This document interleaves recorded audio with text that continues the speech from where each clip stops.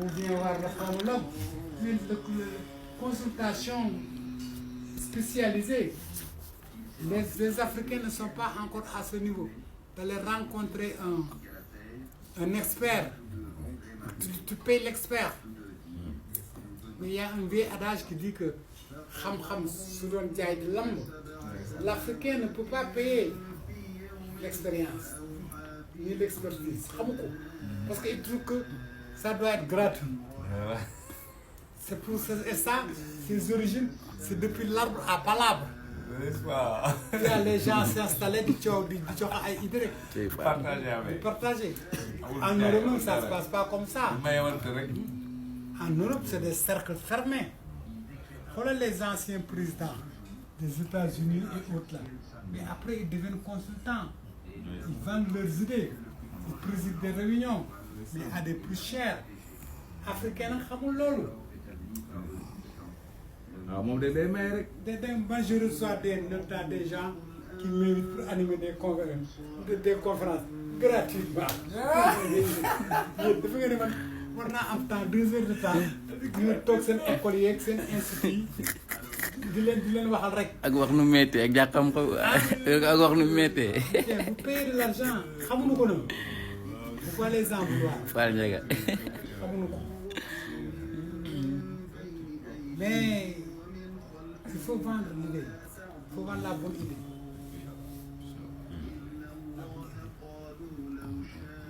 Cheikh Oumar, il avait trouvé en Serigne Touba un vendeur. Donc comment je vais t'aider à vendre ça? D'ailleurs, je l'achète d'abord. Cheikh Oumar, vous disiez le bien et les bienfaits que Serigne Touba garde par devers lui. Donc découvrir. Il ne s'est pas arrêté à ça. Il l'a redistribué. Il a redistribué. Loolu la Yàlla waxoon si Yonent Yàlla Souleymane après lui avoir remis tout ce don-là. Distribue-le. Cheikh a distribué tout le savoir, tous les bienfaits que Serigne Touba a apporté sur terre. moo tax ki ne laa wax lu wax lu rëy ñaan nit ba Bamba Fall. Bakara boo demee ci Bakara. waaw 3e aaya ou 4e aaya. xam nga dafay wax. alif lam mim zalikal kitab waaw bii téere laa rey ba fii n'en doutez pas bu dangi mu tax nag c'est un guide pour les croyants pour ñu ragal yàlla waaw c'est un guide pour ñu ragal tooñ yàlla waaw mooy lan lay tekki bu dangi mu tax na mu wax nag ñi ragal tooñ yàlla mooy ñaan alazina ce sont eux yu'minuna bil ghaibi qui croient à l'invisible, qui ont de l'iman, qui croient que là où ils ne voient pas, il existe Dieu là-bas. Voilà. Donc là, moi, yu'minuna bil ghaibi, moi croire à l'invisible. À l'invisible. Donc, bi ci topp nag moom moo indi partage boobu nga doon wax man fi am wa mimma razaqnahum yunfiquna boobu. Moi, de ce que je vous donne, il faut en partager.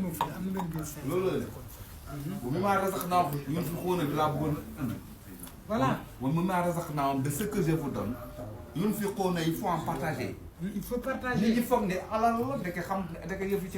Mais c'est ça le partage.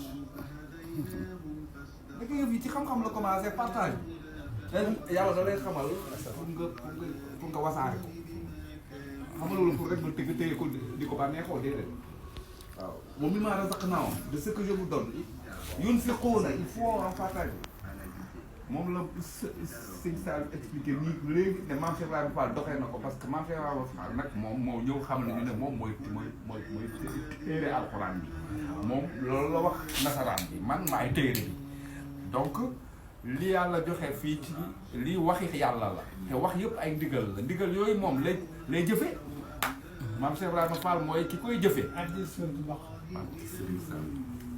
donc voilà hein voilà ce qu'il faut 6666 ay Sëñ Touba defal na tax yàlla wax waaye moom Mame Cheikh Ibrahima le tiis ñu sa ko noot ñu ngi ndox yi ñuy julli jëfe jëfe ndox na doxe ma mooy jëfe na ko aussi parce que moom philosophie de l'action la ñëw mettre ko au-dessus. man damaa defoon ne ginnaaw suba la kii bi nekk période des na on va attendre Baye Fall kon ñu def noonu voilà war fa kàll croire à une idée rek refuser son échec personne ne viendra faire le travail pour vous personne parce qu'ils n'ont pas cette pédagogie loolu sumu yàqkat yi xam naa si dara di ab affaire yi ñu yàqoon depuis 30 ans ci defuñ dara moo tax te mënuñu cee def dara ils savent pas teg leen seen club bi te votre fas alburax moom il n'a que 15 ans de l'ère wax naa ma leen démb à ce sujet merci alhamdulilah. ne ko li ma wax daal mooy am c'est pas parce que je suis un dictateur mais parce que j'ai discuté avec vous ba d'accord teg leen seen club envie d'acheter des actions envie d'être dans le conseil d'administration envie de recommander des membres qui viennent travailler à la banque dañ laa leen def loolu bàyyi ba banque moom bàyyi moomu leen ko xamal leen dara alhamdulilah rabbil alamin. mais soyez un interlocuteur futur voilà amiin Inch'Allah.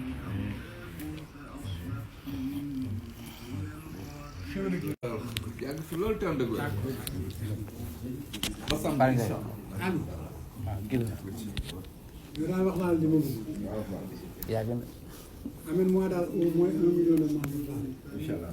incha allah. naa gën laa soxla Cheikh Sarr Tano.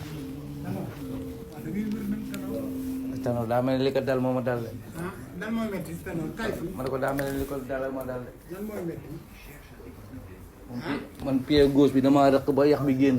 ah mais il faut se soigner dem hôpital ñu xool ko man moo ma dal mënu ma dox sax te dama daanu en vie doon wàcc escalier yi dernière marche bi rek ma truc sama mbubb bu gudd bi déet waay. dama daanu ba àgg suuf mais am na pommade bu tudd Vive Gel.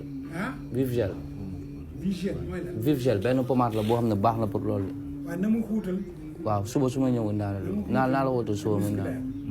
loolu dama moo de waaye xam naa c'est musculaire man mii de xam naa c'est musculaire am nga ci ma ne c'est musculaire ma demee hôpital loolu lañ moom waaw mais na nga koy faj nag mais da ngay ànd. ana sa maman mère maa ngi ko fa bàyyi naka la def mu ngi ko de moom feebar lan moo koy metti temps yi bon moom comme bëtam yi ak les comme daal maa moom a yem daal sur les yeux là opération bu raté ko kay far yàlla bul mel ne moom affaire yi metti na loolu mais na ko yàlla may muñ rek waaw sëñ Cheikh may ma benn butéelu ndox Ali ñu def noonu waaw waaw incha allah. may benn butéelu ndox bu ndaw ñu yónni ko saabu